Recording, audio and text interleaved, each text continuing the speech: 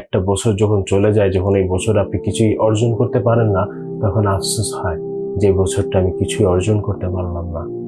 আসসালামু আলাইকুম ওয়া রাহমাতুল্লাহি ওয়া বারাকাতুহু। ওয়াল আসর ইন্নাল ইনসানা লাফি খুসর। নিশ্চয়ই মানুষ সময় নিয়ে ক্ষতিগ্রস্ত। ওয়াল আসর, সময়ের কসম, ইন্নাল ইনসানা লাফি খুসর। নিশ্চয়ই মানুষ সময় নিয়ে ক্ষতিগ্রস্ত। যেহেতু আল্লাহ তাআলা এই কথাটা বলছেন যে মানুষ সময় নিয়ে ক্ষতিগ্রস্ত, আপনি আমি একটা সময়ের ভিতরে জীবন কাটাচ্ছি। আল্লাহ তাআলা আমাদের একটা সময়ের ভিতরে আমাদের জীবনটাকে নিয়ত করছেন। আমরা যেহেতু ঢাকা থাকি, কেউ সৌদি থাকে, কেউ সিলেট থাকে।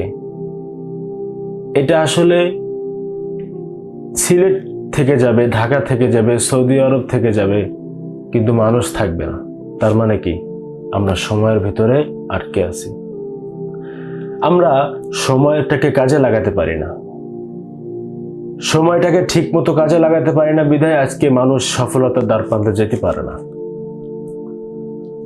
কেউ মানুষ 24 ঘন্টা পেল, সে রিক্সাওয়ালা রিক্সায় থেকে গেল। কেউ 24 ঘন্টা পেল, সে আলেম হয়ে গেল। কেউ 24 ঘন্টা পেল, কেউ ডাক্তার হয়ে গেল। কেউ 24 ঘন্টা পেল, সে বড় ইঞ্জিনিয়ার হয়ে গেল। আবার কেউ 24 ঘন্টা পেয়েও কি জীবনে কিছু করতে পারেনি, সে চলে গেল দুনিয়া থেকে। এভাবে যে সময়টাকে কাজে লাগাবে, সে সেই অনুযায়ী সফলতা অর্জন করবে। আপনি নিজেকে যতটা সময়কে গুরুত্ব দেবেন, সময় আপনাকে ঠিক ততটাই গুরুত্ব দেবে। আপনি সময়টাকে যতটা নিজেকে আপন করে নেবেন, সময়টা আপনাকে আপন করে নেবে।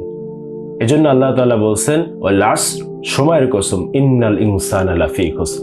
নিশ্চয়ই মানুষ সময়ের ভিতরে ক্ষতিগ্রস্ত, সময় নিয়ে ক্ষতিগ্রস্ত।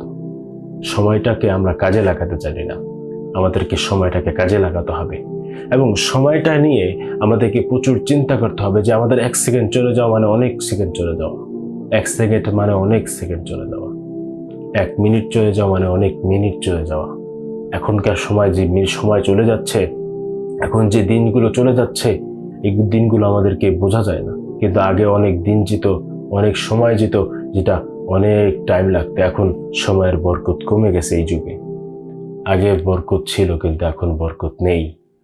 যেহেতু বরকত নেই, সেহেতু আপনার জীবনটাকে কাজে লাগাতে হবে। এখন বরকত আছে, নাই বললে হবে না। আপনি যদি আপনার জীবনটাকে কোরআন তেলাওয়াতের মাধ্যমে শুরু করেন, রাত সকালবেলা থেকে সারাদিন কোরআন তেলাওয়াতের মাধ্যমে শুরু করেন আপনার জীবনটা, এবং একটা টাইম মেনটেনে চলেন, আপনার সফল অবশ্যই হবেন। আর নিজেকে সবসময় সময়ের উপর গুরুত্ব দিয়ে নিজেকে বাঁচিয়ে রাখবেন যে না, আমার সময় চলে যাচ্ছে, আমার সময়টাকে খেয়াল রাখতে হবে।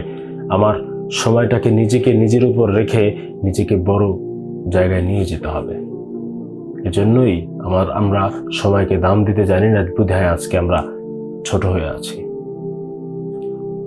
আমরা নিজেকে যত সময়ের প্রতি দাম দিব, সময়ের প্রতি গুরুত্ব বুঝাবো, আমরা নিজে তত নিজের ভ্যালুটা বাড়বে। এজন্যই আমরা সবসময় সময়টাকে কাজে লাগাবো এবং সময়টাকে নিয়ে ভাববো যে আল্লাহ তাআলা আমাদের কোরআনের ভিতরে বলছেন যে সময়টাকে কাজে লাগাও, সময়টাকে নিয়ে গুরুত্ব হেলা করো না। রাসূল সাল্লাল্লাহু আলাইহি সাল্লাম বলছেন সময়কে কাজে লাগাও। তাহলে কেন না আমরা সময়কে কাজে লাগাবো না?